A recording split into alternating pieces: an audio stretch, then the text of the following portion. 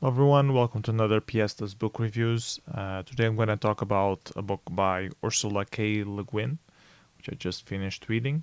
This is the Portuguese version, Expulsos da Terra in Portuguese. The original title is The Eye of the Heron. Heron is a bird, for those who don't know, which we do have in Portugal. So I was quite familiar with the bird itself.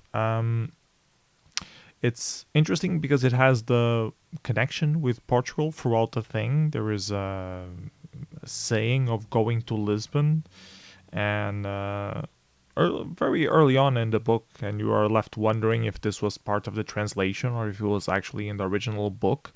And it turns out it was part of the original book, and it was really interesting.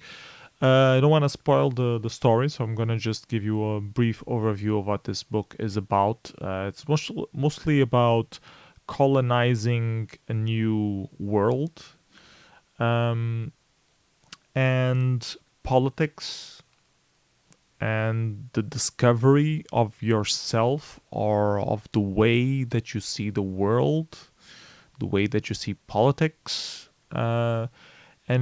this has a very particular special field about politics. It's about pacifism. They quote Gandhi, for example. So the overall overview is that there were two ships that were sent to this new country or new world called Victoria. The first ship that was sent was with people from Brazil that were criminals or robbers not wanted there. They were overflowing the jails, so they sent them off to colonize this world called Victoria, and they set up a city there. And then some moment afterwards, another group, there was this movement in Earth that I don't want to spoil too much, but it was about pacifism, pretty much. And they ended up coming to this world as well in a smaller amount of people, and they set up a villa close to this city that was originally formed. So there are these two. Well, one is a city, the other one is a villa, but two regions, two places, two locations that are inhabited by man, and everything else is wilderness in this world. It has still not been properly explored, and the book starts with an exploration journey of a small group of people who just returned or trying to return, making their way back home after exploring a certain location, and they realized that, or they knew already before going, that they needed to expand somehow. And they have a plan for expansion, but there are some politics involved, and the whole concept of pacifism and not being violent comes into play as a way of life, as a way of living. And I really find it interesting because it makes you think about these topics and how they work, to what point do they work, to what point they don't work. They mentioned Gandhi at some point in the book, and Martin Luther King.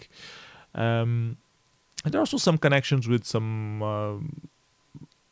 more left wing ideologies of uniting people against the bosses. Um, so was very interesting to read. I really gave me a lot of food for thought. What else can I say about the book without spoiling the story? Really enjoyed the characters. I think they were well developed. There are quite a few of them, not overwhelmingly. It's a short book, it's not that big. So there wasn't much room to invent that many characters.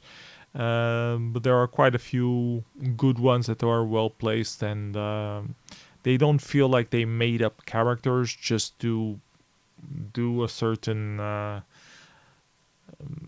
aesthetic or message. All the characters seem believable and real, that they would really exist and be on their way and just mentioned in the story. So I don't think the all the characters had depth. That's the main idea that I want to show across.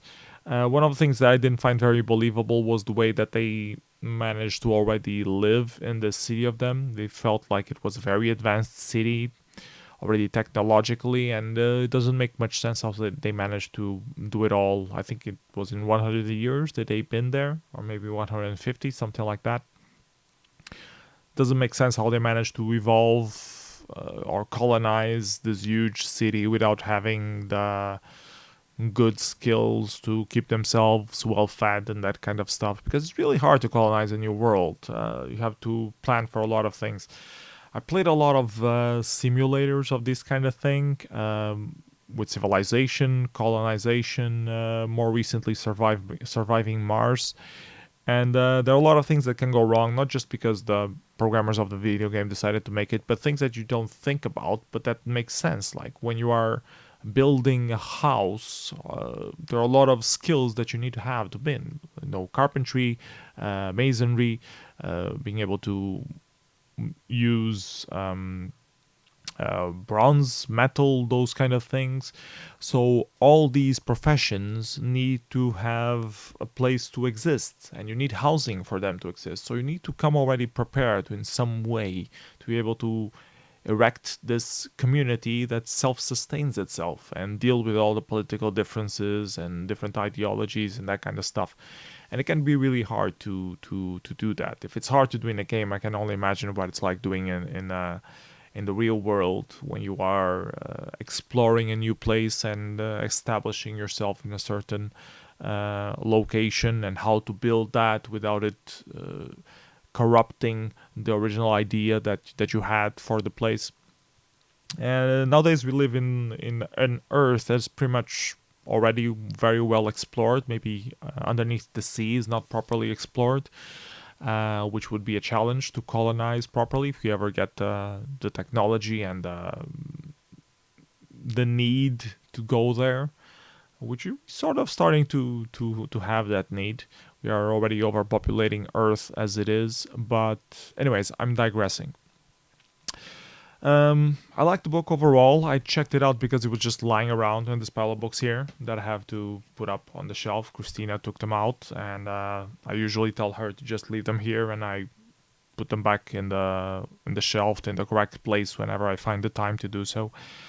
And I saw this one, and I was looking for something new to read. This felt very short, and I had recently, or few months ago, read another novel by Ursula K. Le Guin, which was The Late of Time or something like that. Not sure of the time and of the exact title anymore. It had late in it. That's the only word I remember because it was fancy word. And I really liked her writing on that book, so I decided to pick this one off. I didn't like the translation very much. It feels a few sentences I was reading it, and I felt like I would very much prefer to be reading the original one. They were just badly translated or poorly translated.